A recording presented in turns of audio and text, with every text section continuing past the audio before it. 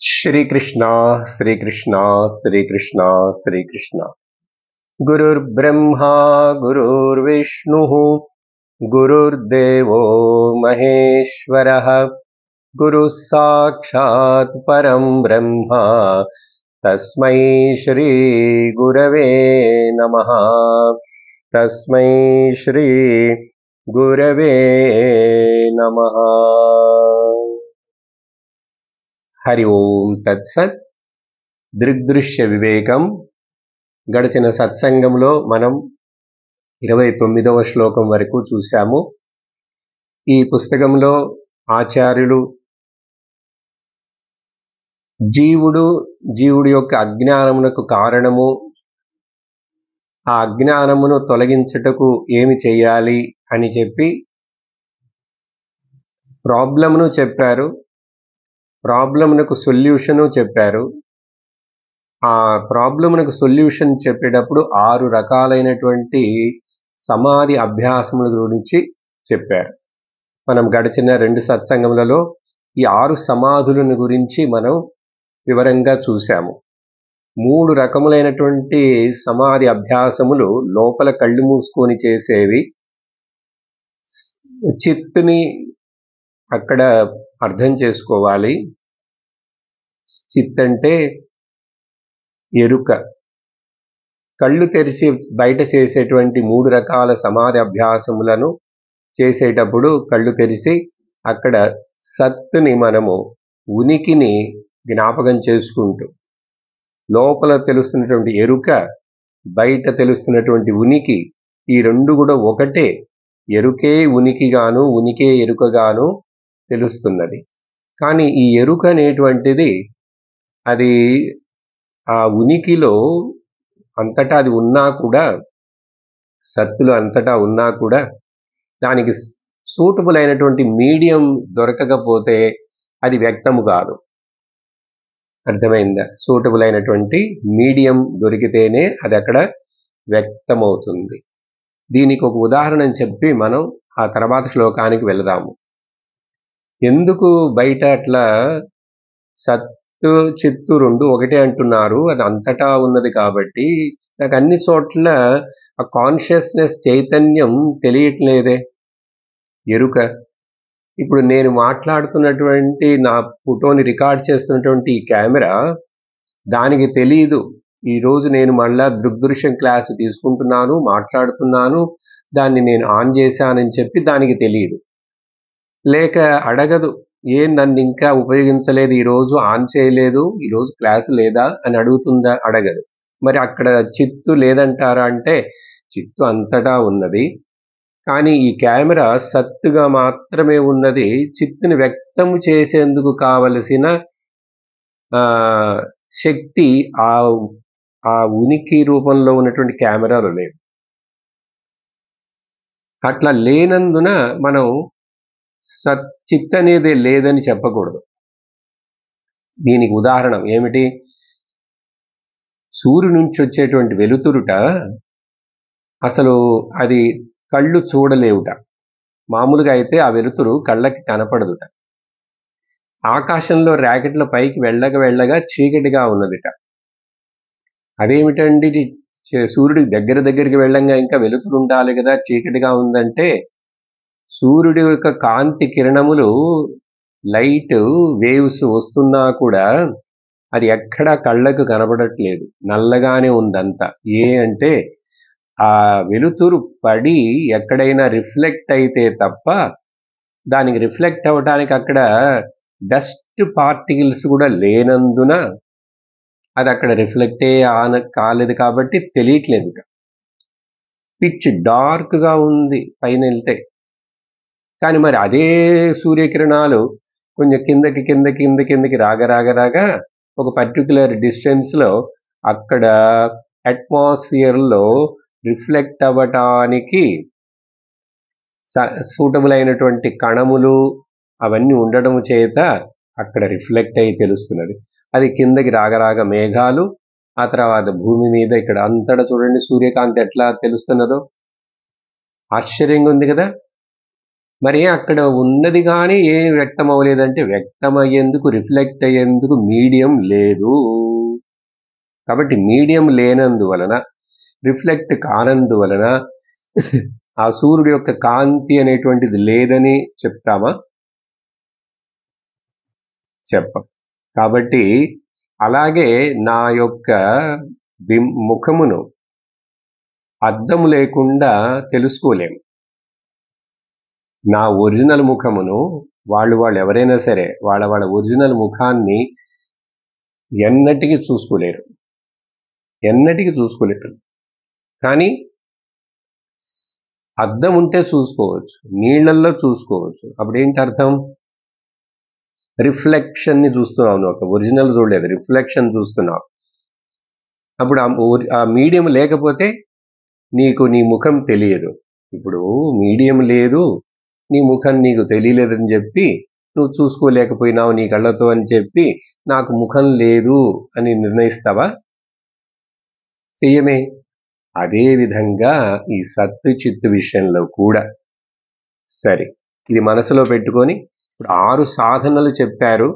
ఇప్పుడు 6 సాధనలు చేసి ఆ అజ్ఞానాన్ని తొలగించుకొని నువ్వు నిత్యమైనటువంటి, సత్యమైనటువంటి, ఏకమైనటువంటి, సారమైనటువంటి బ్రహ్మము అని తెలుసుకుంటే ఆ ఫలం ఏమిటి వస్తుంది? అలా సరిగ్గా విని సరిగ్గా తెలుసుకున్న వాడికి ఏర్పడేటువంటి ఫలం ఏమిటని 30వ శ్లోకంలోనూ 31వ శ్లోకంలోనూ చెప్పబోతున్నారు. చాలా ముఖ్యమైన శ్లోకాలు. 30వ శ్లోకం చదువుతాను.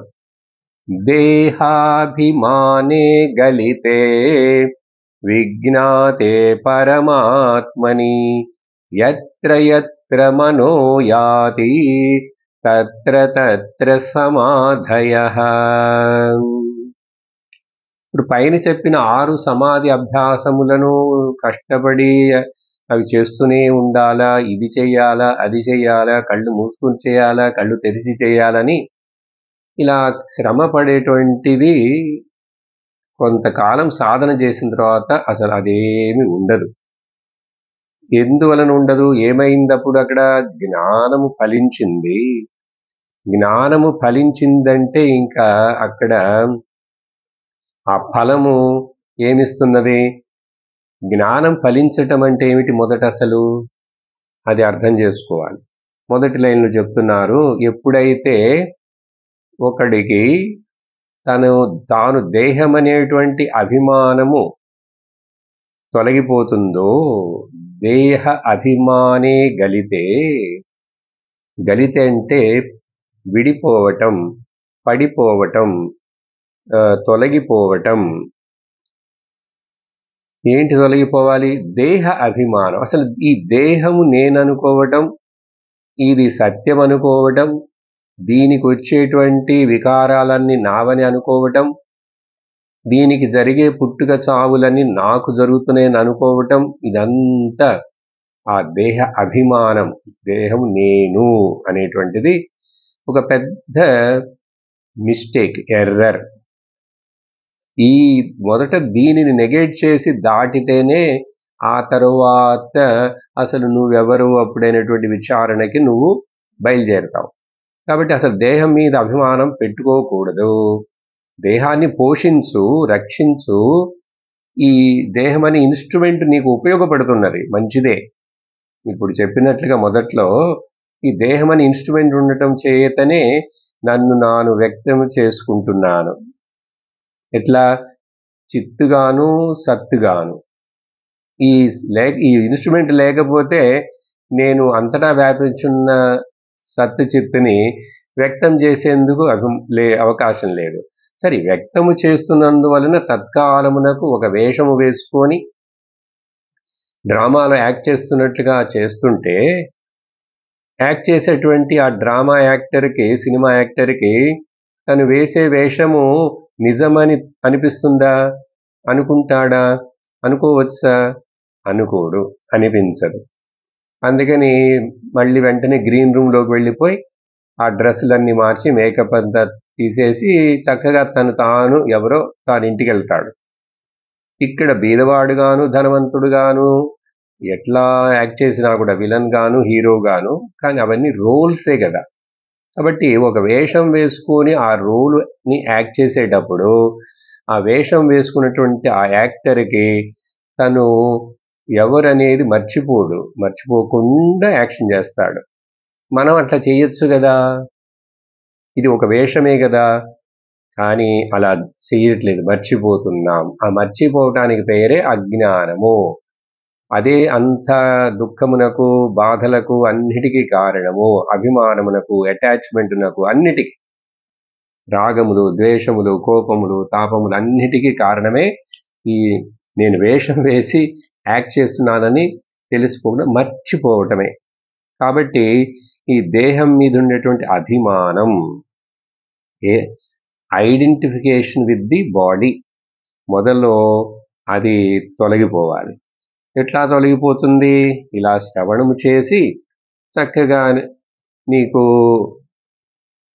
ఆత్మవిచారమును బోధించి నువ్వు ఆ సత్యము బ్రహ్మమే అని చెప్పే మహావాక్యాలు విని ఆ మహావాక్య విచారణ కూడా చక్కగా దాంట్లో వాచ్యార్థమును లక్ష్యార్థమును తెలుసుకొని ఏది ఉంచుకోవాలి, ఏది తొలగించాలి అని చెప్పేటువంటి విచారణ, విచక్షణ, నువ్వు ఈ రెండు కలిసి ఉన్నాయి.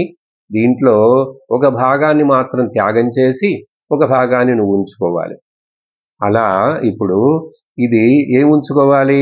నా ఒరిజినల్ స్టేటస్ని నేను ఉంచుకోవాలి, వేషమును వదిలివేసేయాలి. వదిలివేయటం అంటే ఏమిటండి? డ్రామా సినిమా వాడంటే గ్రీన్ రూమ్లోకి వెళ్ళి వదిలేస్తాడు. మరి ఇక్కడ ఈ శరీరాన్ని నేను జ్ఞానం రాగానే వదిలేస్తానా ఏమిటి? శరీరం పోతుంది అప్పుడే, జ్ఞానం వచ్చినప్పుడే శరీరం పోతుందంటే ఎవరు జ్ఞానానికి వస్తారు? అందరు భయపడతారు. శరీరం అది దానికి తానే పోతుంది, దానికి ఒక ప్రారంభం అనే కర్మ ఉంది. కాబట్టి నువ్వేమి చేయక్కర్లేదు, ఇలా తెలుసుకొని జీవించు. ఇలా తెలుసుకొని శరీరాన్ని ఉపయోగించు, జీవించు, ప్రయోజనపరుచుకో, కానీ దాని మీద అభిమానం పెట్టుకోవద్దు. అర్థమైందా? దీన్ని నమ్మకూడదు. ఇది ఒక పడవ లాంటిది. పడవ నీళ్ళల్లో దాటి అటువైపు వెళ్లేందుకే గాని పడవనే నేను అనుకొని పడవలోనే కూర్చుంటావా ఏమిటి? కాబట్టి ఈ పడవ అనే శరీరము లేక శరీరం అనే పడవ మనకు ఈ సంసారం అనే అజ్ఞానాన్ని దాటడానికి ఉపయోగపడుతుంది. ఈ శరీరం ఉండబట్టే కదా మరి ఇప్పుడు నేను క్లాస్ చెప్తున్నాను, మీరు వింటున్నారు. వినటానికి ఈ శరీరం అనే ఒక ఎక్విప్మెంట్ ఉన్నది, దీనికి చెవులున్నాయి, కళ్ళున్నాయి, నోరుంది, ఇవన్నీ ఉన్నాయి, మంచిదే కదా. కానీ ఇవన్నీ ఉన్నప్పుడు ఈ ఇన్స్ట్రుమెంట్స్ని నువ్వు ఉపయోగించుకొని ఓ థ్యాంక్స్ అని చెప్పి దాని మీద ఇంకా అభిమానం పెట్టుకోకు. ఎందుకంటే ఇది శరీరం మోసం చేసి బలహీనమైపోయి క్షీణించి రోగాలు వచ్చి ముసలితనం వచ్చి ఒకరోజు ఇంకా కదలకుండా పడుకుంటుంది. అప్పుడు దాన్ని తీసుకెళ్ళి తగలబెడతారు, కూర్చోబెడతారు. ఇది మన కళ్ళ ముందు చూస్తూనే ఉన్నాం కదా. అది అన్ని శరీరాలకి ఇది సత్యం ఒకటే రూలు కదా. అప్పుడు ఈ నువ్వు ఉపయోగించేటువంటి ఈ శరీరానికి కూడా అదే గతి. కాబట్టి అది అలా జరిగిపోయే ముందు దీన్ని దేనికోసం ఉపయోగించుకోవాలో, ఎట్లా ఉపయోగించుకోవాలో అలా ఉపయోగించుకోవాలి. అప్పుడు జ్ఞానము చేత ఏమైంది? ఈ దేహాభిమానం పోయింది. జ్ఞానం వస్తే ఏమవుతున్నది? ఇంకోవైపు ఈ దేహాభిమానాన్ని వదిలేయాలి, నీ యొక్క నిజ స్వరూపాన్ని పట్టుకోవాలి, డిటాచ్ చేయాలి, నీ మనస్సుని ఇంకొక దాంతో అటాచ్ చేయాలి. ఆ అటాచ్మెంటు ఈ శరీరం అటాచ్మెంట్ లాగా కాదు. అందుకనే సత్సంగము చేత నిస్సంగము ఏర్పడును అని భజగోవిందంలో చెప్పారు కదా. మంచి సత్తును పట్టుకో, అసత్తును వదిలేసేయి. ఇది ఎట్లాగంటే ఈ క్యాటర్ పిల్లర్ పురుగులు ఉన్నాయి కదా, గొంగళి పురుగు కానీ ఇంకా ఏవైనా గ్రాస్ పచ్చగా ఉండేవి కానీ, అది ఒక ఆకు నుంచి ఒక కొమ్మ నుంచి అట్లా వెళ్ళాలంటే అసలు శరీరమే అది ఎప్పుడు ఎత్తి ఎత్తి ఎత్తి మడుస్తూ నడుస్తుంది. ఒక కొమ్మ నుంచి చిన్న కొమ్మ ఆకు నుంచి ఇంకొక ఆకుకు వెళ్ళాలంటే ఏం చేస్తుంది? వెనక శరీరాన్ని దాన్నే పట్టుకొని ఉంటుంది. ముందు శరీరాన్ని లేపి దాని మీద ఆనుకొని వెనక వదిలేస్తుంది. అంటే ఏంటి అర్థం? నువ్వు సత్తును పట్టుకో, విజ్ఞాతే పరమాత్మని. పరమాత్మను తెలుసుకోకుండా దేహాభిమానాన్ని వదిలేయలేం. హైర్ని పట్టుకుంటే కానీ లోయర్ని వదిలేయలేం. పై మెట్టు ఎక్కితేనే గాని కింద మెట్టును వదలలేం నిచ్చెనలో కదా. కాబట్టి ఆ హయ్యర్ని నువ్వు పట్టుకో. ఈ హయ్యర్ ఏంటి, లోయర్ ఏంటి అనేది నెక్స్ట్ శ్లోకంలో కూడా మరలా వస్తుంది. ఇప్పుడు ఇక్కడే చెప్తున్నాం. పరమాత్మను తెలుసుకోవటం వలన ఇక్కడ పరమ అనే పదం కూడా జస్ట్ మనకు అర్థం కావటం వస్తుంది. కానీ ఉపనిషత్తు ప్రకారముగా మహావాక్య విచారం చేసేటప్పుడు ఈ ఎగ్జెక్టివ్లన్నిటినీ వదిలేసేయాలి.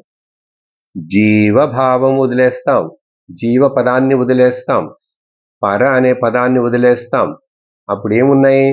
ఆత్మ ఉంది, అక్కడ ఆత్మ ఉంది. ఆ ఆత్మ అక్కడ ఇక్కడ రెండు లేవు, అది ఒకటే. ఒకే పర ఆత్మకు జీవ అని చేర్చాం, మరొక దానికి పర అని చేర్చాం. ఎందుకు ఇట్లా చేర్చారు?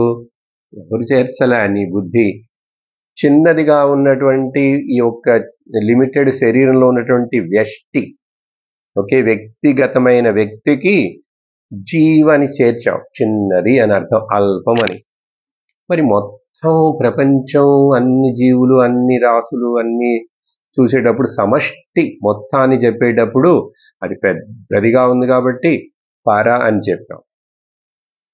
లేక ఇంకొక విధంగా చెప్పాలంటే చిన్న అద్దంలో చిన్న ప్రతిబింబం, పెద్ద అద్దంలో పెద్ద ప్రతిబింబం.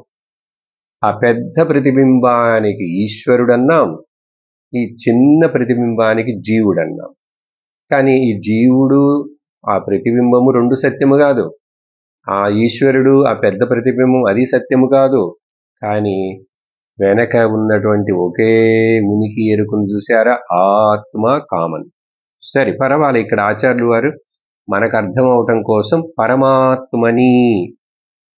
పరమాత్మని తెలుసుకొని పరమ సత్యమును తెలుసుకున్నావంటే దేహాభిమానాన్ని ఈజీగా వదిలేసేయచ్చు. కానీ ఒకరోజు కాకపోతే మరోజుకైనా సరే నువ్వు ఈ దేహాభిమానాన్ని వదిలేయాల్సిందే. జ్ఞానం వచ్చినది నీకంటే ఆ పైన చెప్పిన 6 రకాలైనటువంటి అభ్యాసాలు, సమాధి అభ్యాసముల ద్వారా సత్ చిత్ సత్ చిత్ చిత్ సత్ ఇట్లా దాన్నే తలుస్తూ అర్థం చేసుకున్నావంటే నీకు దేహాభిమానం తొలగిపోతుంది గ్యారంటీగా. అప్పుడు ఏంటో తెలుసా? ఇంకా దేహాభిమానం తొలగిపోయిన వాడికి, తాను సత్తు చిత్తు ఆత్మ పరమాత్మ అని తెలుసుకున్న వాడికి ఎత్ర ఎత్ర మనః యాతి, ఎక్కడెక్కడెక్కడ మనస్సు ప్రసరిస్తున్నదో ఆ ఇంద్రియముల మూలముగా, ఆ వృత్తుల మూలముగా ఆలోచనలు వస్తుంటాయి, పోతుంటాయి, అప్స్ అండ్ డౌన్స్ వస్తుంటాయి, పోతుంటాయి, సుఖ దుఃఖాలు వస్తుంటూ పోతుంటాయి. ఏది వచ్చినాను, ఏది పోయినాను, ఏది మారినాను, ఏది మారకపోయినాను, అన్ని చోట్ల మనస్సు ఎక్కడెక్కడికి ప్రసరించినా సరే. అంటే కళ్ళతో చూస్తున్నాను, చెవులతో వింటున్నాను, నాలుగుతో రుచి చూస్తున్నాను, ముక్కుతో వాసన చూస్తున్నాను, శబ్ద స్పర్శ రూప రసగంధములనే 5 ఇన్స్ట్రుమెంట్స్ మనకు. దాంతోటే మరి ఇంటరాక్షన్ వ్యవహారం చేస్తున్నాం. అది ఏది చేస్తున్నప్పుడు కూడా మనస్సు మరి దాని వెనక వెళ్తుంది కదా. ఎక్కడికి వెళ్ళినా కూడా ఆ వెళ్ళిన చోటంతా ఆ స్థితి అంతా కూడా తత్ర తత్ర సమాధయ. సమాధయ అనేటువంటిది ప్లూరల్. అప్పుడు సమాధి అనేటువంటిది ఈ జ్ఞానం పొందిన వాడికి, జ్ఞాననిష్ఠుడైన వాడికి ఇంకా ప్రయత్నం చేసి కష్టపడి కళ్ళు మూసుకోవాలా, కళ్ళు తెరుచుకోవాలా, ఆ లోపల శబ్దానువిద్ధ సమాధి చేయాలా, దృశ్యానువిద్ధి చేయాలా, అది చేయాలి ఇది చేయాలని చెప్పి అనుకోడు. వాడికి ఇంక శ్రమమే లేదు. ఎందుకంటే ఎప్పుడూ అది జ్ఞాపకం పెట్టుకోనే ఉన్నాడు. అలా ఎప్పుడూ జ్ఞాపకం పెట్టుకొని తాను సత్ చిత్ ఆనంద స్వరూప పరమాత్మని ఆత్మనని జ్ఞాపకం పెట్టుకున్నాడంటే దానికి పేరు సహజ సమాధి. సహజమైపోయింది ఇప్పుడు నాకు. కొన్ని అలవాట్లన్నీ సహజం అయిపోతాయి కదా. అలవాటు ఆచరించగా మనకట్లా అయిపోతాం. కాబట్టి యత్ర యత్ర మనః యాతి తత్ర తత్ర సమాధయ అంటే walking meditation, talking meditation, eating meditation, అన్ని మెడిటేషన్లే. శ్రమ పడకుండా. ఎందుకంటే సత్యమును మర్చిపోలేదు. అది అంతగా లోపల అట్లాగే ఎట్లా ఇది అంటే ఈ కచేరీ చేసేవాడు చూడండి, రకరకాల పాటలు పాడతారు, రకరకాల రాగాలు పాడతారు, కానీ శృతి తప్పదు. ఆ శృతి వెనకాల తంబుర వాళ్ళకి వినపడుతూనే ఉంటుంది. ఇక్కడ ఎన్నో రకరకాల స్వరాలతోటి ఫీట్స్ చేస్తుంటారు. ఓకే, సంగతులు వేస్తుంటారు, ఆలాపనలు చేస్తారు, జతులు కడుతుంటారు. అన్ని చేసినా కూడా శృతి తప్పుతుందా? తప్పదు. ఎందుకంటే అది బ్యాక్గ్రౌండ్ అట్లా ఉంటూనే ఉన్నది. అలాగా అహం బ్రహ్మాస్మి, అహం బ్రహ్మాస్మి, అహం నిత్యోస్మి, అహం శుద్ధోస్మి మర్చిపోనదే లేదండి. ముఖ్యముగా నిద్రలో జ్ఞాపకం పెట్టుకోకర్లేదు, కలలో జ్ఞాపకం పెట్టుకోలేము కదా. మరి ఎప్పుడు? మెలుకుతో ఉన్నప్పుడే కదా. ఈ సమాధి అభ్యాసాలన్నీ ఎప్పుడు చెప్పారండి? నువ్వు కళ్ళు మూసుకొని చేసినా, కళ్ళు తెరిచి చేసినా ఎప్పుడు? మెలుకుతో ఉన్నప్పుడే కదా. ఎందుకంటే ఈ మెలకువ, జాగ్రత్త అవస్థ, జాగ్రత్త అనుభవం మనకు చాలా ఇబ్బందిగా ఉంది. మనిషి అనుభవించే సుఖ దుఃఖాలు, వీడి కంప్లైంట్స్, వీడి బాధలు, వీడి ఆరాటం, తాపత్రయం అన్నీ ఎక్కడున్నాయి? జాగ్రత్త అవస్థలోనే వీడు అవస్థ పడుతున్నాడు. కానీ ఈ జ్ఞానం ఏర్పడి తెలుసుకున్న వాడికి ఈ అవస్థలన్నీ కూడా సత్యము కాదు, అవస్థాత్రయ సాక్షిదా సత్యము, ఆ అవస్థాత్రయ సాక్షిని నేనే అని తెలుసుకున్నాడు. కాబట్టి సహజ సమాధి ఇతనికి. చూడండి, సహజ సమాధి. ఇంకా అందుకని శ్రమపడడు, బాధపడడు, రిగ్రెట్ అవ్వడు, arrogance feeling ఉండదు. there is no sense of arrogance, there is no sense of guilt. అయ్యయ్యో ఈరోజు ఆ గుడికి పోలేదే, ఈరోజు ఏంటో ఏదో మర్చిపోయినానే, ఈరోజు ఏకాదశిట, ఈరోజు అమావాస్యట, ఏదేదో వస్తుంటాయి పోతుంటాయి కదా అనేక రకాల దినాలు. అసలు దినమేమిటి, రావటం ఏమిటి, పోవటం ఏంటి, కాలం ఏమిటి? కాలం ఎక్కడుంది? నా యందు, మనస్సులో కాలం ఉంది. దేశం ఎక్కడుంది? నా యందు లేదు, దేశం కూడా మనస్సులో ఉంది. ఎప్పుడైతే కాలం, ద కాన్సెప్ట్ ఆఫ్ టైం మైండ్లో మొదలవుతుందో అక్కడ దేశము వస్తుంది. దేశము కాలములు లేని చోట వస్తువు ఎట్లా ఉంటుంది? ఏ వస్తువు లేదు. మరి వస్తువు లేకుండా, దేశము లేకుండా, కాలము లేకుండా ఏమిటండి ఉందంటే అఖండ అనంత నిత్య నిరంతర అఖండ సమాధి పూర్ణ బ్రహ్మ సనాతన హే.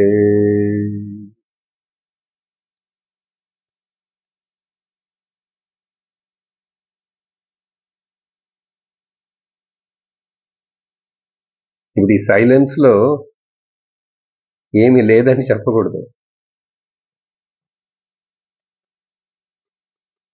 ఏమీ లేదు అనేది తెలుసుకుంటున్నటువంటి నేనున్నాను. ఎలా ఉన్నాను? అఖండముగా ఉన్నాను, సత్తుగా ఉన్నాను, చిత్తుగా ఉన్నాను, ఆనందముగా ఉన్నాను. కాబట్టి ఆ తర్వాత మరలా ఏవో శబ్దాలు వినపడ్డాయి, దృశ్యములు కనపడ్డాయి. So what? అవి ముందు లేవు, ఇప్పుడు కనపడుతున్నాయి, తర్వాత ఉండవు. అట్లా ముందు లేకుండా తర్వాత లేకుండా మధ్యలో మాత్రమే కనిపించి పోతున్నటువంటి వాటికి నువ్వు ముఖ్యత్వం ఇవ్వచ్చా? ఇవ్వకూడదు. ఇలా చెప్పి 30వ శ్లోకంలో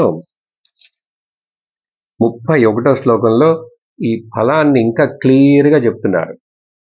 ఇది ఉపనిషత్తు భాషలో చెప్తున్నారు కాబట్టి ఉపనిషత్తులో నుంచే ముండకోపనిషత్తులో కఠోపనిషత్తులో వచ్చినటువంటి ఆ మంత్రాన్ని అట్లాగే తీసి ఇక్కడ పెట్టారు.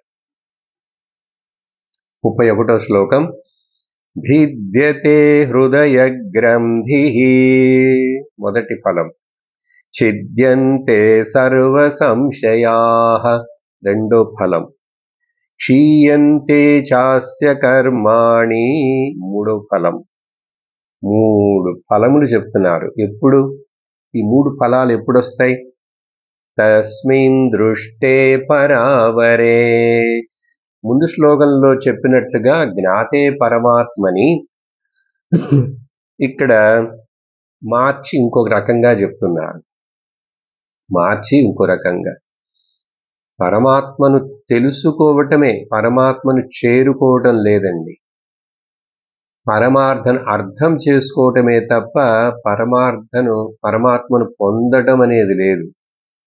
ఎందుకంటే అది పొందటానికో వెళ్ళి చేరటానికో దూరంగా ఉన్నటువంటి విషయము కాదు. ఆత్మ నువ్వే కాబట్టి, నీ గురించి చెప్తున్నాం కాబట్టి నువ్వు ఎక్కడికి వెళ్ళాలి? ఎప్పుడు వెళ్ళాలి? ఇప్పుడే ఉన్నావుగా, ఇక్కడే ఉన్నావుగా. ఇక్కడే ఇప్పుడే ఉన్నటువంటి నువ్వే ఆత్మవు. చాలా గమనముతోటి సబ్జెక్టివ్ అయిపోవాలి వినేటప్పుడే.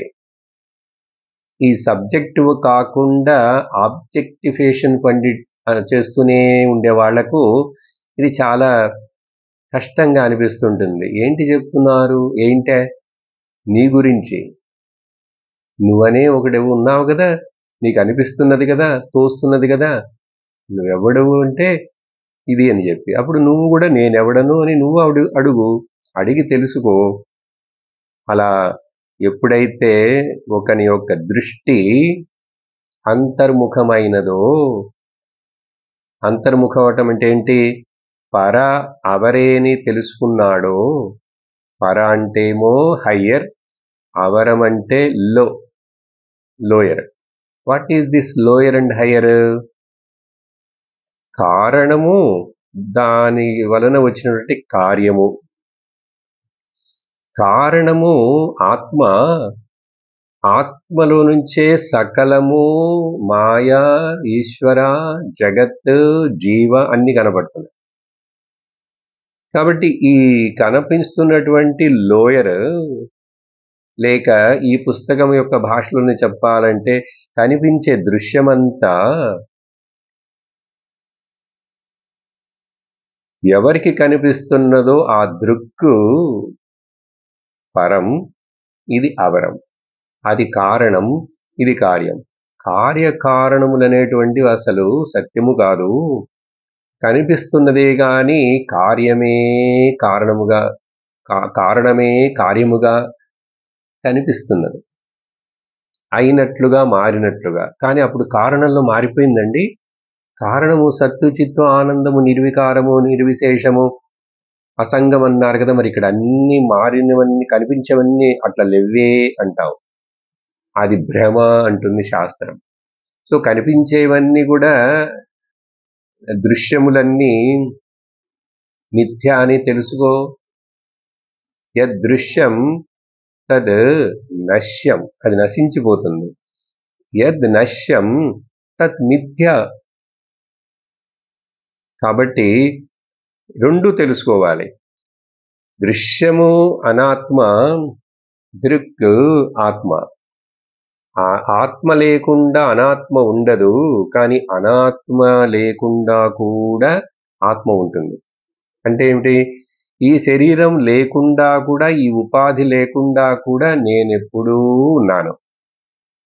కానీ నేను లేకుండా, నా సపోర్ట్ లేకుండా ఈ ఉపాధి ఉంటుందా? మరలా పాత ఎగ్జాంపుల్కి వస్తాం. నా ముఖము ఉంటేనే బింబము ముఖము, ఒరిజినల్ ఫేస్, రిఫ్లెక్టెడ్ ఫేస్ అద్దంలో కనపడుతుంది. ఇప్పుడు అద్దం లేకపోయినాను, అద్దంలో నా ప్రతిబింబము లేకపోయినాను, నా ఒరిజినల్ ఫేస్ ఉందా లేదా? ఇప్పుడు ఎవరి మీద ఆధారపడి ఉన్నారు? ఒరిజినల్ ఫేస్ డూప్లికేట్ ఫేస్ మీద ఆధారపడి ఉందా? డూప్లికేట్ ఫేస్ ఒరిజినల్ మీద ఆధారపడి ఉందా? కాబట్టి అర్థం చెప్పకలేదు, మీకు తెలిసిపోయింది. ఒరిజినల్ మీదే ఎప్పుడు డూప్లికేట్ ఆధారపడి ఉంటుంది. కాబట్టి డూప్లికేట్ లేకపోయినా ఒరిజినల్ ఎప్పుడూ ఉంటుంది. ఇలా అర్థం చేసుకుంటే దృష్టే పరా అవరే.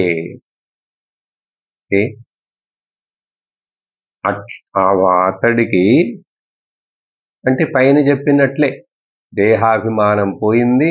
బికాస్ దేహం దృశ్యం, ఇది నశ్యం. మైండ్ దృశ్యం, అది నశించిపోతుంది. జగత్ దృశ్యం, నశించిపోతుంది. నామరూపాలన్నీ నశించిపోతాయి, మారిపోతాయి, కరిగిపోతాయి, తరిగిపోతాయి, కలిసిపోతాయి, కొట్టుకుపోతాయి కదా.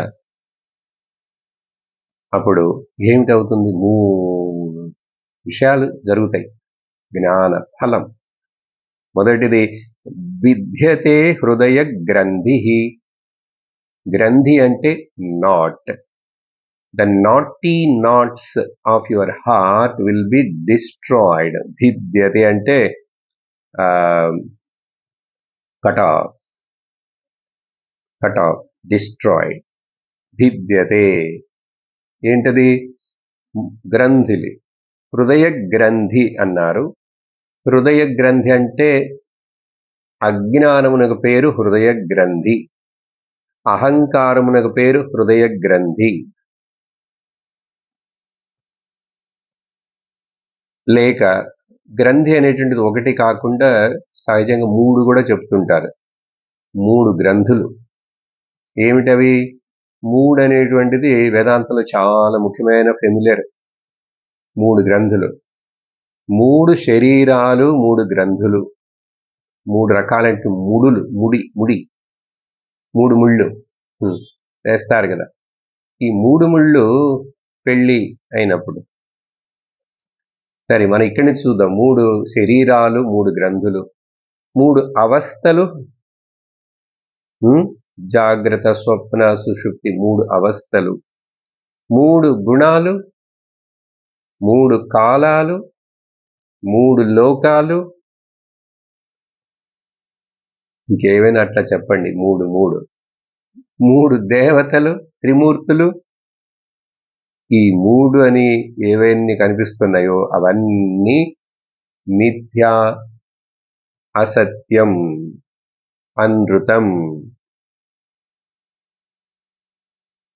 ఎప్పుడైతే ఇంకా ఈ 3లో దేని గురించి కూడా ఒక సమస్యో, ఒక ప్రశ్నో, సందేహమో లేకుండా ఒకడి యొక్క హృదయంలో, బుద్ధిలో తెలివి ఏర్పడుతుందో అప్పుడు ఈ గ్రంథి భేదం జరిగినట్లు అర్థం.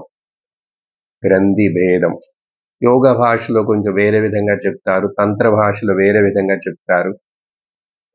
సరేనా? అప్పుడు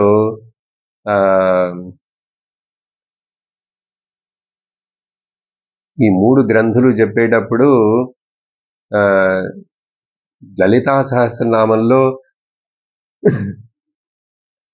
బ్రహ్మగ్రంథి, విష్ణు గ్రంథి, రుద్ర గ్రంథి గ్రంథులు 3 అట్లా కూడా చెప్తారు. ఈ లెక్క 3 గుణాలు అన్నాం.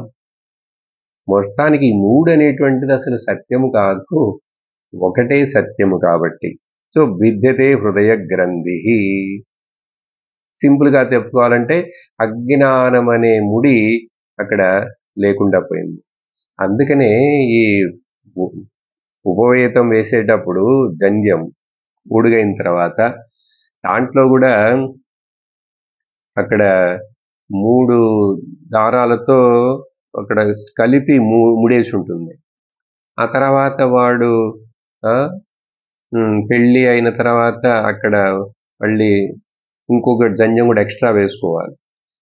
పిల్లవాడు పుట్టాడంటే మరొకటి వేసుకోవాలి. అప్పుడు మొత్తం ఆ 3 కలిపి ఉంటాయి. ఒక్కొక్క దాంట్లో 3 దారాలు ఉంటాయి, ముడి ఉంటుంది. ఇది అంతా అసలు ఎందుకంటే దాన్ని ఏమన్నారు, బ్రహ్మోపవేదం అని చెప్పారు కదా. ఇలా 3 నీ చుట్టూ నిన్ను తగులుకొని నిన్ను అంటుకొని నీ మెడలో ఉన్నాయి బా 3 శరీరాలు, 3 అవస్థలు, 3 కాలాలు, 3 గుణములు అన్నీ ఉన్నాయి. నువ్వు వీటిని జాగ్రత్తగా అర్థం చేసుకొని ఈ చెప్పే ఈ ఉపాసన సంధ్యావందనాన్ని ఉపయోగించుకొని గాయత్రి మంత్రము ద్వారా నువ్వు చిన్నగా కాలక్రమంలో ఈ వర్ణాశ్రమ ధర్మాలను అనుసరిస్తూ చివరికి బ్రహ్మ జ్ఞానమును పొందు. దానికోసమే బ్రహ్మోపదేశం అని చెప్తారు కదా ఉడుగు చేసేటప్పుడు.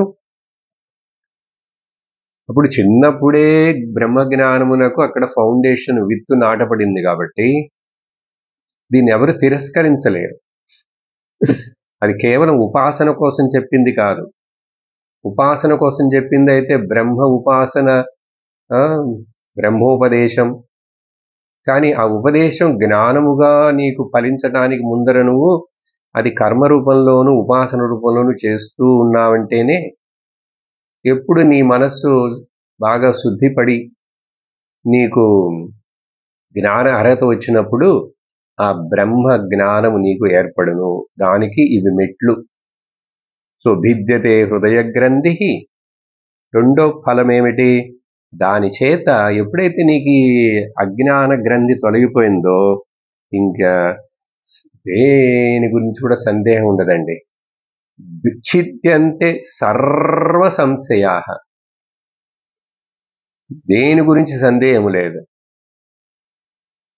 దేని గురించి కూడా సహజంగా సందేహాలు ఏమడుగుతుంటాం, కొంచెం లోయర్ లెవెల్లో అయితేనేమో నాకేంటి ఇట్లాంటి మొగుడు దొరికాడు, నాకేంటి ఇట్లాంటి పెళ్ళాం దొరికింది అని చెప్పి, ఎందుకంటే బాధలు వాళ్ళ ద్వారా. నాకేం ఇట్లాంటి అత్తగారు దొరికింది, నాకేం ఇట్లాంటి జాబ్ దొరికింది. క్వశ్చన్. ఇది లోయర్ లెవెల్లో. లేకపోతే నాకేంటి ఇట్లాంటి పిల్లలు పుట్టారు, చెప్పిన మాట వినటం లేదు, సందేహం. ఇది ఇంకా కొంచెం హైయర్ లెవెల్ చెప్పినప్పుడు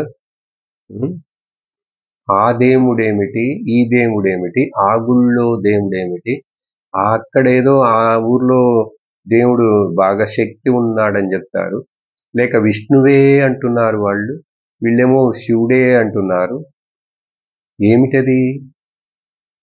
లేక అసలు ఈ జీవుడు అంటే ఏంటి, ఏదో తెలియదు నాకు బ్రహ్మ తల మీద రాసి పెట్టాడు, అందుకని నేను ఇట్లా పుట్టి ఇక్కడ కష్టపడుతున్నాను, నా తలరాత ఇంతే, నాకెవరు సహాయం చేయలేరు, నన్నెవరు నా తలరాతను ఎవరు మార్చలేరు, నేను ఇట్లాగే జీవితం వెళ్ళబుచ్చాల్సిందే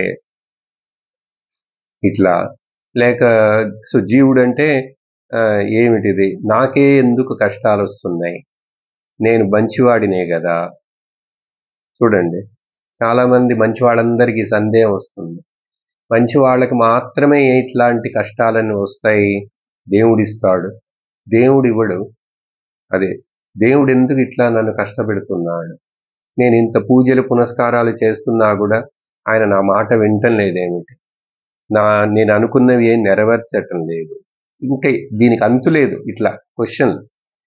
ఆ తర్వాత ఇంకా పై లోకాలు ఉన్నాయా, స్వర్గం ఉన్నదా, పితృలోకం ఉందా, అసలు నిజంగా దేవుడు ఉన్నాడా, ఈ ప్రపంచం ఏమిటి, ఈ ప్రపంచం అంతా మోసం, దుర్మార్గం, అక్రమం, అందరి అధర్మం. ఈ ప్రపంచం నన్ను చాలా వెంటాడుతున్నది, బాధ పెడుతున్నది. అప్పుడు నా గురించి అనేక సందేహాలు, నా కళ్ళ ముందు ఉన్నటువంటి నేను నివసిస్తున్నటువంటి ఈ ప్రపంచం గురించి అనేక సందేహాలు, చివరికి నాకు అర్థం కావట్లేదు మరి ఈ ప్రపంచాన్ని నన్ను సృష్టించినటువంటి ఆ భగవంతుడు దేవుడా అని ఆకాశాన్ని చూసి చేతులెత్తి ఏడుకొండలవాడ వెంకట్రమణ అని ఆయన ఎక్కడున్నాడు? కైలాసంలో ఉన్నాడా? వైకుంఠంలో ఉన్నాడా? ఈ ఈ ప్రశ్నలు చూడండి, అంతులేని ప్రశ్నలు. ఇప్పుడు నేను ఇన్ని చెప్పానే, వీటిల్లో అందరి లోపల మనసులో ఈ వీటిలో ఏవో కొన్ని కొన్ని కొన్ని ఉంటూనే ఉంటాయి. చాలా సంవత్సరాలు మతపరముగా చక్కగా రిలీజియస్ లైఫ్ జీవించినా కూడా, చాలా సంవత్సరాలు ఇలా శాస్త్రమును కొంచెం వేదాంతాన్ని శ్రవణం చేసిన తర్వాత కూడా సరిగ్గా అర్థం చేసుకున్నందువలన ఈ సందేహాలు ఉంటూనే ఉంటాయి. కానీ శాస్త్రము గురువు చెప్పినట్టుగా చక్కగా అర్థం చేసుకునే కెపాసిటీ నీకు వచ్చి అర్థం చేసుకున్నావంటే అప్పుడు ఈ ఫలం ఏంటది? అజ్ఞాన గ్రంథి పోయింది కాబట్టి సర్వ సందేహాలు కూడా తీరిపోయినాయి. దేని గురించి క్వశ్చనే లేదు. సహజంగా చెప్తుంటారు మా స్వామి గారు, నీకు ఎంత కాలం వరకైతే as long as you have some doubt in your mind, you are far away from yourself. ఎందుకంటే సందేహం అనేది ఎప్పుడు కూడా అనాత్మ వస్తువుల గురించే వస్తాయి, కానీ నువ్వు ఉన్నావు, నేను ఉన్నాను అనే దాంట్లో సందేహం ఏమనుందా? లేదు. కానీ ఆ తర్వాత దాని చుట్టూ పుట్టేటువంటి వేరే అన్నిటికీ నేను ఎట్లా ఉన్నాను, ఎక్కడున్నాను, ఎప్పుడున్నాను, ఎందుకున్నాను, వీటిల్లో డిఫరెన్సెస్, సందేహాలు వస్తాయి. నేను ఉన్నాను, ఆ ఉన్నాననేది ఎవరికైనా సందేహం ఉందా? కాబట్టి నిన్ను తప్ప నువ్వు ఏదైనా అడుగుతున్నావంటే నిన్ను వదిలేసి నువ్వు దూరంగా వెళ్ళావని అర్థం.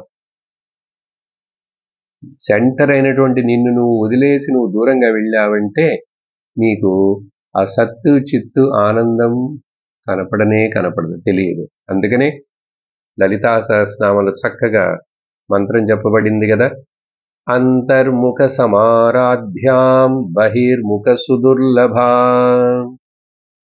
నిన్ను నువ్వు వదిలేసి సెంటర్ని నువ్వు సర్కంఫరెన్స్లో తిరుగుతూ ఉన్నావంటే అది సర్కంఫరెన్స్ పెరుగుతూనే ఉంటుంది. కానీ ఇంత సర్కంఫరెన్స్ వృత్తంలో ఆధారమే దానికి సెంటర్. ఆ సెంటర్ నేను.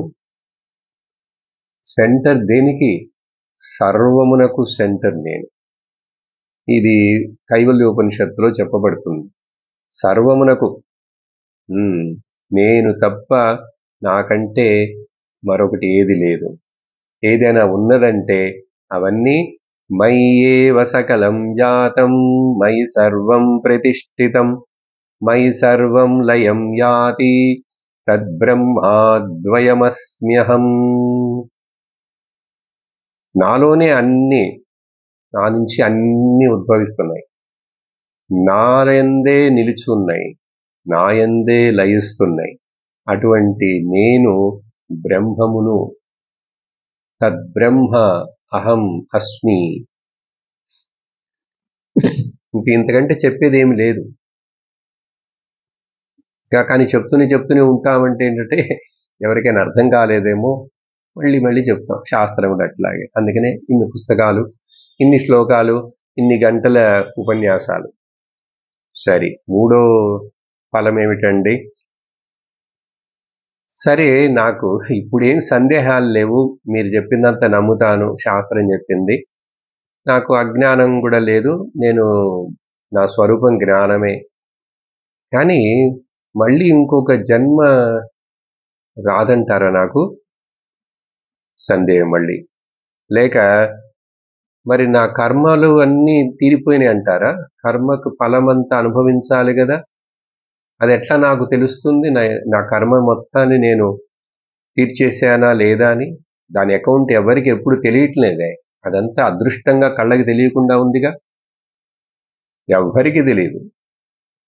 మరి అప్పుడు సందేహం వస్తుంది, ఏమని? కర్మలు ఇంకా నాకు ఉన్నాయా, అంటుకున్నాయా? ఇప్పుడు ఈ ప్రెజెంట్ లైఫ్లో కూడా నేను కొన్ని కర్మలు చేస్తున్నానే, మరి వాటికి ఫలం వస్తుంది కాబట్టి ఆ ఫలాన్ని అనుభవించడానికి మళ్ళీ పుడతానా నేను అంటే, ఇక్కడ చెప్తుంది శాస్త్రం, నీకు కర్మలన్నీ కూడా వదిలి వెళ్ళిపోతాయి. నీకు కర్మబంధం అనేదే ఉండదు. క్షీయంతే చాస్య అస్య కర్మాణి. క్షీయంతే అంటే నశించిపోతాయి. సరే, ప్రారబ్ధం అంటే ఇప్పుడు అనుభవిస్తాను, నశించిపోతుంది, బ్యాంక్ అకౌంట్ తొలగిపోయినట్టుగా తరిగిపోతుంది. మరి సంచితంలో అక్కడ ఇంకేమైనా బ్యాలెన్స్ ఉన్నాయా? ఫిక్స్డ్ డిపాజిట్లు లేక మళ్ళీ ఇప్పుడైనా కొత్తగా చేసేవన్నీ కూడా వెళ్ళి చేరతాయా? కర్మలు 3 గురించి చెప్పాం కదా. ప్రారబ్ధ కర్మ, ఆగామి కర్మ, సంచిత కర్మ. ఈ మూడిటికి ఏమవుతుంది అనేటువంటిది శాస్త్రంలో చాలా చోట్ల, భగవద్గీతలో భగవంతుడు 4వ అధ్యాయంలో అన్నీ చెప్పాడు. ఇక్కడ ఉపనిషత్తులు ఏమంటాయి? ఆగామి కర్మ, సంచిత కర్మ డిస్ట్రాయిడ్. జ్ఞానం వచ్చిందంటేనే అక్కడ కర్మకు చోటు లేదు. కర్మ అంతా కూడా అజ్ఞానం చేత, దేహ అహంకార అభిమానం చేత క్లెయిమ్ చేయటం వల్లనే వస్తాయి. ఎల్ఐసి పాలసీ లాగా క్లెయిమ్ చేయకపోతే మనకు రాదుగా. అందుకని నీకు ఎప్పుడైతే జ్ఞానం వచ్చి నువ్వు డిస్క్లెయిమ్ చేస్తున్నావో, దేహాభిమానే గలితే, అట్లాగే మన అభిమానం, అహంకారం, అన్ని అభిమానం, మమకారం న్యాచురల్లీ ఆ జ్ఞానము చేతనే ఆ సంచిలో ఉన్నటువంటి కర్మలన్నీ దగ్ధమైపోతాట. జ్ఞానా సర్వం కర్మాఖిలం పార్థ జ్ఞానే పరిసమాప్యతే అని గీతలో భగవంతుడు. కాబట్టి దగ్ధమైపోతుంది. సరే, మరి కొత్తగా వచ్చి చేరేటువంటి ఈ జన్మలో చేసే కర్మలు ఆగామి వచ్చి అడ్డగించబడుతుంది, ఇంకా వెళ్ళదది, అవాయిడెడ్, అక్కడ డిస్ట్రాయిడ్. ప్రారబ్ధం, జ్ఞాని దృష్టిలో ప్రారబ్ధం అనుభవించి తీరాల్సింది అంటాం, కానీ ఇంకొంచెం డిఫరెంట్గా చెప్పాలంటే ప్రారబ్ధం also as though destroyed, as though. Because ప్రారబ్ధాన్ని అనుభవించేప్పుడు కూడా ఇతడు దృష్టి పరావరంలో ఉంది కాబట్టి ఇక్కడ కంప్లైంట్ చేయడు, బాధపడడు. శరీరం బాధపడుతుంది, బయలాజికల్ పెయిన్ ఉంటుంది, biological under going of the disease, old age అవన్నీ ఉంటాయి, కానీ సైకలాజికల్లీ ఈజ్ నాట్ ఎఫెక్టెడ్. చూడండి ఎంత చక్కగా ఉపనిషత్తులో చెప్పిన శ్లోకం చెప్పి ఫలమును చెప్పారు. ఇంతటితో యాక్చువల్గా ఈ 31వ శ్లోకంతో ఈ దృగ్దృశ్య పుస్తకం టీచింగ్ ముగిసినట్లే. కాబట్టి కొన్ని పుస్తకాలలో ఆ 31 శ్లోకాల వరకే దృగ్దృశ్య పుస్తకం అయిపోతుంది, కానీ కొన్ని పుస్తకాలలో మరి ఎందువలన ఏమిటో తెలియదు మనకు. ఇప్పుడు రీసెర్చ్ మనకు అక్కర్లేదు.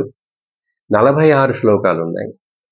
సరే, ఏదో చదవటం మొదలు పెట్టాం కాబట్టి మనం ఆ 46 శ్లోకాలు ఉన్న పుస్తకాన్నే వింటున్నామని భావిస్తూ మీరు వినండి, సరేనా? లేకపోతే ఇక్కడ తోటి 31 తోటి ఈ దృగ్దృశ్య వివేకం అనే పుస్తకం చక్కగా సింపుల్గా ఆ వేదాంతం యొక్క మొత్తం సారం, ప్రాబ్లం ఎక్కడ, ప్రాబ్లం డిసీజ్ ఏమిటి, డయాగ్నోస్ చేశారు, దానికి మందు ఏమిటి, ఆ మందు ఇచ్చిన తర్వాత ఫలం ఏమిటి. సో అజ్ఞానం కారణం, జ్ఞానం మందు. ఆ మందు, జ్ఞానం అనే మందు నీకు వచ్చింది వేసుకున్నావంటే నీకు ఈ ఫలాలు దొరుకుతాయి. ఆ డిసీజ్ ఏమిటి? ఏదో హృదయ గ్రంథి, సంశయములు, కర్మ, ఈ 3 తొలగిపోతాయి. కాబట్టి అలా అయినా ఈ తర్వాత వచ్చే శ్లోకాలని మనం చదువుతున్నాం. ఇప్పుడు ఇక్కడి నుంచి చెప్పే ఈ శ్లోకాలు ఈ 31 శ్లోకాల యొక్క సమ్మరీని మరలా సమ్మరైజ్ చేసి మాట్లాడుతున్నట్లుగా మనం భావించవచ్చు, లేక మరొక చిన్న యాడెడ్ ప్రకరణ గ్రంథంగా గాను తీసుకోవచ్చు. ఎందుకంటే ఇక్కడ మరలా విషయాలంత చక్కగా వివరించబోతున్నారు. ఏమిటది అసలు క్వశ్చను? మిగతావన్నీ వదిలేసేయండి. నాకు సమస్య, ఈ నేను నాకు అనేటువంటిది చాలా ముఖ్యం.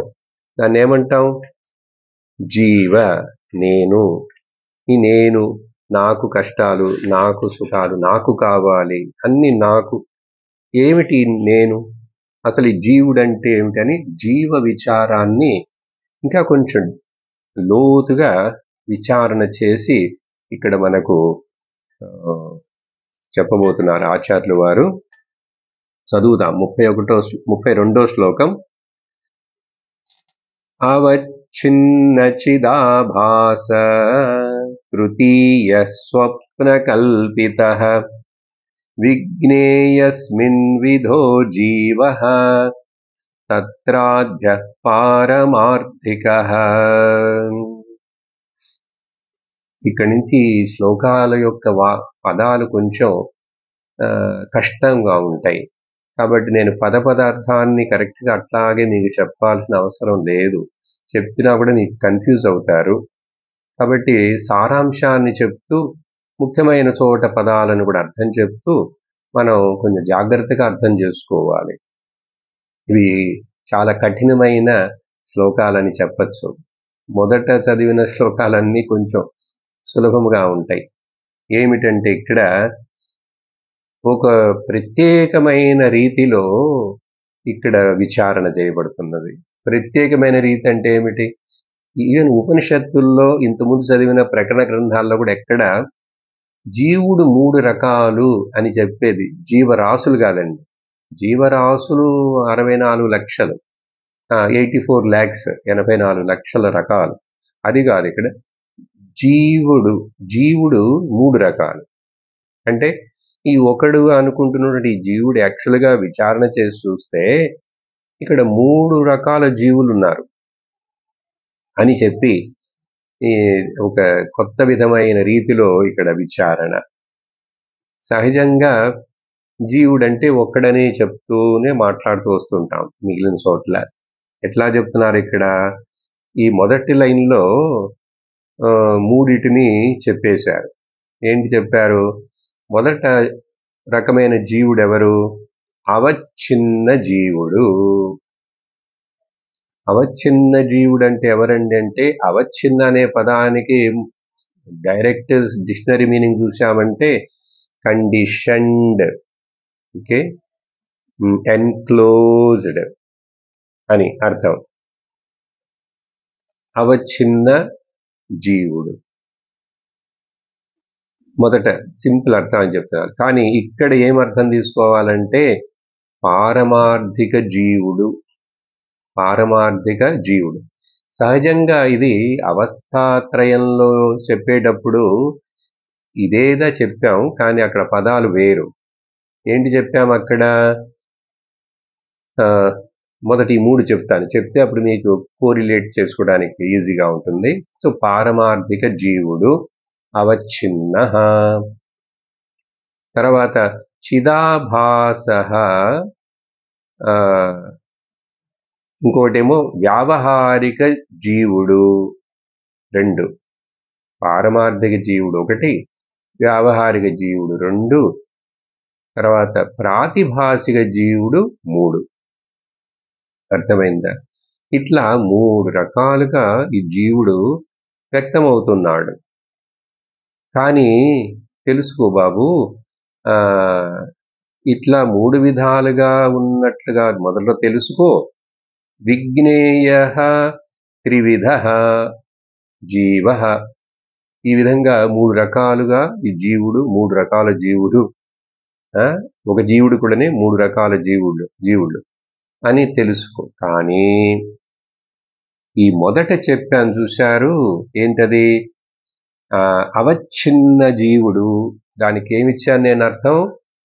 పారమార్థిక జీవుడు ఏదైతే ఉన్నదో అది పారమార్థికం. చూసారా, ఇక్కడ ఆచార్యులు వారు ఆయనే ఉపయోగించారు. అందుకనే నేను అవచ్ఛిన్న ఈజ్ ఈక్వల్ టు పారమార్థిక అని చెప్పాను మీకు. ఆచార్యులు క్లియర్గా ఇప్పుడు ఆ మొదటిది అవచ్ఛిన్నుడని చెప్తున్నటువంటిది పారమార్థికమని తెలుసుకో. ఈ అవచ్ఛిన్న అనే పదాన్ని జనరల్గా ఎక్కడ ఈ విధంగా ఉపయోగించి చెప్పినట్లు మనం చదవలేదు ఇప్పుడు వరకు. సరే, అందుకని మనం సింపుల్గా ఎట్లా అర్థం చేసుకుందాం, మనకు ఇలా అర్థం చేసుకుందాం. పారమార్థిక జీవుడు 1, వ్యావహారిక జీవుడు 2, ప్రాతిభాసిక జీవుడు 3. ఎవరండి వీళ్ళు ముగ్గురు? ఒరిజినల్ కాన్షియస్నెస్ పారమార్థికం, బింబము, మారనిది, అది ముఖ్యం. పారమార్థిక జీవుడు పరమ అర్థముతో కూడి ఉన్నటువంటిది. ఇది జీవుడు అనే పదము సత్యము కాదు, కానీ చెప్పడంలో తప్పేమి లేదు. ఇది ఇప్పుడు పారమార్థికం, అది మారలేదు, అది మారదు. ఓకే, అప్పుడు ఇది మారలే. కానీ దీని యొక్క శక్తి చేత, దీని యొక్క వెలుతురు, దీని యొక్క సన్నిధి చేత, సన్నిధి మాత్రేణ ఏమైంది, ఈ ఉపాధులు 2 వచ్చినాయి చూసారా? ఏంటి? దేహ ఇంద్రియ ఉపాధి, దేహ ఇంద్రియ ప్రాణ, దెన్ మనస్సు, 2 ఉపాధులు వచ్చినాయి. ఈ 2 ఉపాధులలో మరల ఇక్కడ కూడా 2 రకాల జీవుళ్ళు వ్యక్తమవుతున్నారు. మొదటిది ఏమిటి? ఇక్కడి నుంచి తీసుకున్నటువంటి ప్రతిబింబము చేత, రిఫ్లెక్షన్ చేత దేహము మొత్తం చెప్పాలంటే సింపుల్గా శంకరాచార్య వారి భాషలో మనోబుద్ధి అహంకార, దేహ ఇంద్రియ ప్రాణ మనోబుద్ధి అహంకార. సో ఈ దేహము ఇదంతా ఎందుకు దేహం అంటున్నాం? దేహంలో ఇంద్రియాలు ఉన్నాయి, 5 కర్మేంద్రియాలు, 5 జ్ఞానేంద్రియాలు, ఇవన్నీ పెట్టుకొని నేను వ్యవహారం చేస్తున్నాను. వ్యవహారం చేయాలంటే ఇవన్నీ ఉండాలి కదండి. వ్యవహారం చేయాలంటే ఇవన్నీ ఉండాలి. ఇప్పుడు కాబట్టి వీడిని ఏమంటామంటే, వ్యవహారం చేసేటువంటి వాడిని వ్యావహారిక జీవుడు అంటున్నాం. అర్థమైందా? ఆ తర్వాత నిద్రపోవటానికి ముందు, నిద్రలో పోయేటప్పుడు కళలోకి వెళతాడు. ఇక్కడ అందుకని నిద్ర గురించి చెప్పలేదు. స్వప్న కల్పిత. ఇక్కడేమో చిదాభాసం ఏర్పడిందండి, ప్రతిబింబం ఏర్పడినందున వీడు వ్యావహారిక జీవుడైనాడు. ఆ మనస్సు, బుద్ధి, శరీరము, ఇంద్రియములు అన్నీ యాక్టివ్గా ఉన్నప్పుడు మెలకువలో వ్యవహారం చేస్తాడు. డబ్బులు సంపాదించుకుంటాడు, సుఖం అనుభవించుకుంటాడు, వండుకుంటాడు, నడుస్తుంటాడు, తింటుంటాడు, పరిగెడుతుంటాడు, మోసం చేస్తుంటాడు, అధర్మం చేస్తుంటాడు, అన్నీ చేస్తుంటాడు, వ్యావహారికం. కానీ ఇదేంటి? ప్రతిబింబం. ఇక్కడి నుంచి ఒక రిఫ్లెక్షన్ ఏర్పడి, ఆ రిఫ్లెక్షన్ ఇప్పుడు అది యాక్టివ్గా ఈ దేహ ఇంద్రియములు, ప్రాణము, మనోబుద్ధులన్నీ పెట్టుకొని చేస్తున్నాడు. దాన్ని చిదాభాసం అంటారు. చిదాభాసానికి మరొక పేరు కూటస్థ చైతన్యం, ప్రతిబింబ చైతన్యం అని కూడా అంటారు. Reflected consciousness, RC. తర్వాత కొన్ని గంటలు పనిచేసి అయిన తర్వాత నిద్రలోకి వెళ్ళేప్పుడు కలలోకి వెళతాడు. ఈ కలలోకి వెళ్ళినప్పుడు వాడిని ప్రాతిభాసిక జీవుడు అంటాం. అంటే ఏమిటి? ఈ కలలో ఉన్నటువంటి శరీరము, కలలో ఉన్నటువంటి మనస్సు, కలలో కూడా ఇంద్రియములు ఈ వ్యవహారంలో ఉపయోగించిన వాటికి సంబంధం లేకుండా, ఇవన్నీ అట్లాగే కదలకుండా అంటే అవేమి యాక్టివ్గా లేకుండానే మనస్సులోనే మనస్సు మాత్రమే యాక్టివ్ అయిపోయి అక్కడ తాను సపరేట్గా మళ్ళీ ఇంద్రియములను, ప్రాతిభాసిక ప్రతిబింబమును, ప్రాతిభాసిక మనస్సు, ఇంద్రియములు, ప్రాణము అన్నీ అక్కడ కల్పించబడుతున్నాయి, ఊహించబడి, సృష్టించబడి అక్కడ ప్రాతిభాసిక జీవుడిగా ఉంటాడు. ఆశ్చర్యం ఏమిటంటే, కలలోకి వెళ్ళినటువంటి వ్యవహారిక జీవుడే కలలోకి వెళ్ళాడు కదా. కానీ కలలోకి వెళ్ళినటువంటి ఆ బుద్ధి, మనస్సుకి తను కలను చూస్తున్నాను, నేను ఇప్పుడు ప్రాతిభాసిక జీవుడిని అయినాను అని గుర్తుండదు. కానీ మెలకు వచ్చిన తర్వాత వ్యావహారిక జీవుడిగా ఉన్నప్పుడు మాత్రం అక్కడ కలలో నేను ఏవేవో చూశాను. ఈ టెక్నికల్ టర్మ్ తెలియపోయినా ఏం చెప్తాం, కలలో నేను కల చూశాను, కలగన్నాను. మంచి కలో చెడ్డ కలో ఏదో ఒకటి అన్ని అక్కడ అనుభవించాను కదా. అది కొంచెం సేపు అయినా అనుభవించాను. కాబట్టి అక్కడ ప్రాతిభాసిక జీవుడు, ఎందుకంటే ప్రతిబింబం కూడా అక్కడ ఉన్నది. కానీ ఈ వ్యవహారిక శారీరక ఇవి లేవు. అక్కడ డబ్బులు, అక్కడ పెళ్ళి, అక్కడ తినటం, అన్ని జరుగుతాయి అక్కడ. కానీ బయట నుంచి ఏమైనా తీసుకెళ్ళాడా? బయట నుంచి ఏం తీసుకెళ్ళలేదు. అక్కడ పెళ్ళి అయినట్లుగా బయట మెలుకులు పెళ్లి కొడుకే దొరకలేదు అమ్మాయికి, కానీ కలలో పెళ్లి అయినట్లుగా ఉంటుంది. ఏమైనా జరగచ్చు కలలో. కాబట్టి ప్రాతిభాసిక జీవుడు ఇట్లా 3 రకాలు. ఇది మొదటిది పారమార్థికం. 3 రకాల జీవులని తెలుసుకో. ఇది ఏంటంటే చెప్పాను, ఒక రకంగా అవస్థాత్రయమును మనకు వివరించి చెప్పటం లాంటిదే. కానీ ఇక్కడ దీంట్లో సుషుప్తిని తీసుకురాలేదు. అది అర్థం చేసుకోవాలి మనం. సుషుప్తి అంటే ఏంటి? నిద్ర. అది తేకుండా ఇక్కడ జీవుడుగా చెప్తూ పారమార్థిక జీవుడు, వ్యావహారిక జీవుడు అండ్ ప్రాతిభాసిక జీవుడు చెప్పి ఆ తర్వాత శ్లోకంలో నుంచి అసలు వీళ్ళ యొక్క కథ ఏమిటి, ఈ మూడిటిలో ఈ పాయింట్ మాత్రం చెప్పి ముగిస్తాను. ఈ 3 సత్యమా అండి? మీరు 3 జీవుళ్ళు అంటున్నారు. కాదు బాబు, పారమార్థిక జీవుడు మాత్రమే సత్యం. ఈ వ్యావహారిక జీవుడు, ప్రాతిభాసిక జీవుడు సత్యము కాదు. కానీ ఉన్నట్లుగా కనిపిస్తాయి. ఉన్నట్టుగా కనిపించినంత మాత్రము చేత అవి సత్యము కాదు. అది ఒక శ్లోకం తర్వాత ఒకటి చక్కగా స్టెప్ బై స్టెప్ వివరిస్తారు. కొంచెం కష్టంగా ఉంటుంది. కష్టంగా ఉంటుందని అనుకోను నేను. అంటే ఈ దృగ్దృశ్యాన్ని చక్కగా ఇట్లా సిస్టమేటిక్గా మీరు వినుంటే, తత్వబోధ ఆత్మబోధన కూడా వినుంటే చాలా చక్కగా ఆనందంగా ఉంటుంది. వచ్చే క్లాస్లో పై శ్లోకాలను చూద్దాం. ఓం పూర్ణమదః పూర్ణమిదం పూర్ణాత్ పూర్ణముదచ్యతే పూర్ణస్య పూర్ణమాదాయ పూర్ణమేవావశిష్యతే. ఓం శాంతి శాంతి శాంతి. హరి ఓం శ్రీ గురుభ్యో నమః. హరి ఓం. హరి ఓం తత్సత్.